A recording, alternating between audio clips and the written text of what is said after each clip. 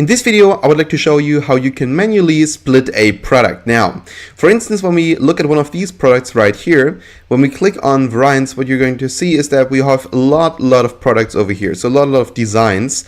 And sometimes we want to sell them, for instance, as individual products, or we say, all right, they all look good, but I want to have this one down here as a different product. And I already added it as a different product, but so before this video, before I recorded this, but let's actually do that again. Now let's imagine all of them right here, they are basically one product.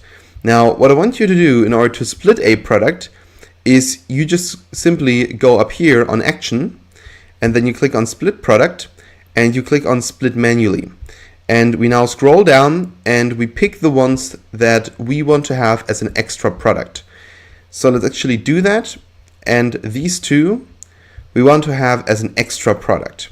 So we click on split product, and now it might take a couple of seconds, but then we have this product and it's now importing another product. So the ones that we just chose. And what we can do then later on is basically only sell a certain design.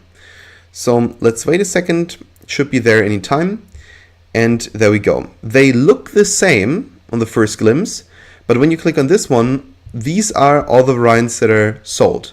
So basically, when you import this product into your Shopify store, you can purchase all of those with only one product. But when you click on this one, you're going to see that all of them are unmarked,